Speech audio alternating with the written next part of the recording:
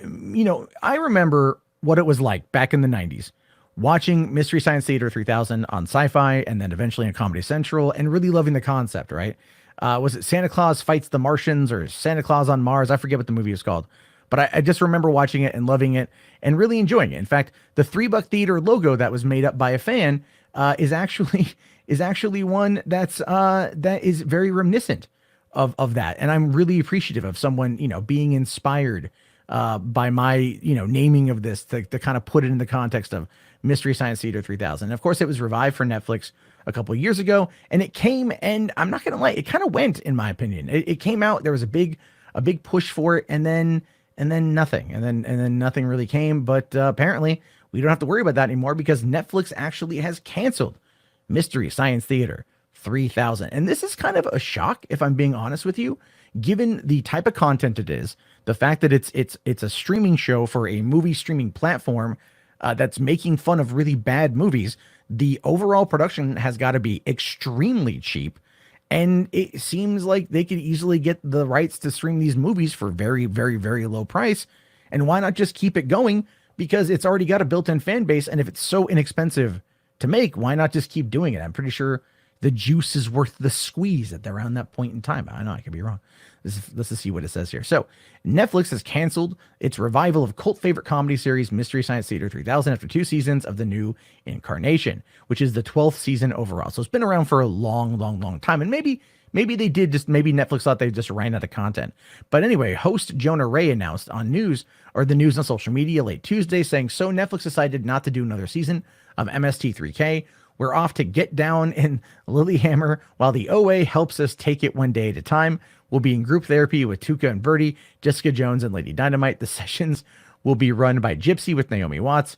Ray also suggests that MST3K would be shopped to other outlets. And that, again, we know that Netflix has like a cool down period for certain things.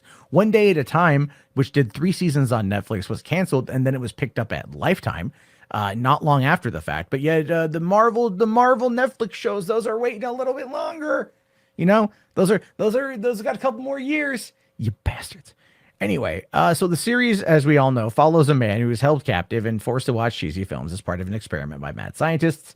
And the show had its original run from 1988 to 1999 at Comedy Central and Sci-Fi with the revival. So I mean, people have known it, people love it, and Riff Tracks kind of came off this thing too, and that's again really popular. And they do Fathom events with that. There's a cult following for that, and I just would look at the overall pricing, the cost to make, and to think it would be worthwhile for certain people. And I don't know if this is going to get anyone to not to quit Netflix. I don't know at this point, but I do think that it's a blow to sci-fi comedy.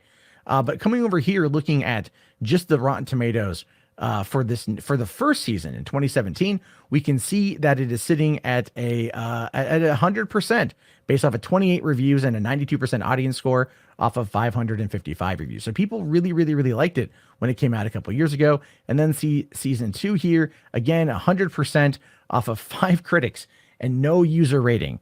So what that tells me is, and this is probably Netflix reason for all this stuff, has probably everything to do with the fact that, you figure people watch the first season, and if there were no even reviews of the second season on Rotten Tomatoes by even one fan, not even the guy who runs the show himself, didn't get his staffers to go on and leave it a review, shows you that maybe it just had lost some interest. And that's unfortunate because the concept, in my opinion, is timeless. It's a concept that has been absolutely co-opted in some aspects and evolved on in some aspects as YouTube. One of the things I've wanted to do before the Rise of Skywalker is hold a screening for the holiday special, because it's on YouTube, right? And just get some people together, bring them in the room. We stream it, we watch it, because I can watch content that's on YouTube and I can talk about it if it's on YouTube. I don't intend to making any money doing it, but it'd be something fun to watch something that terrible and to riff on it, because this is Star Wars holiday special. I think it'd be something fun to do, and it's like, clearly that is a take off of MST3K, and it's showing you that it's the idea is there, and people really like it. And so I just find it to be kind of ridiculous that they got rid of it. And that's unfortunate. And it just goes to show you that in some aspects, Netflix really is just kind of screwing the pooch, because at this point, They just keep canceling shows, and they're not replacing it with a lot of other high quality stuff that people are diving into. You know what I mean? Witcher's in a couple weeks. That's going to be good, hopefully. But I feel like it's all few and far between these days, which is not going to help them when they're going up against Disney Plus and The Mandalorian and everything else is going to be coming down that pipeline. But anyway, I am curious to hear your thoughts and your opinions. What do you think about all this? Will you miss it? Will you mourn it? Will you not care? Let me know down in the comments below.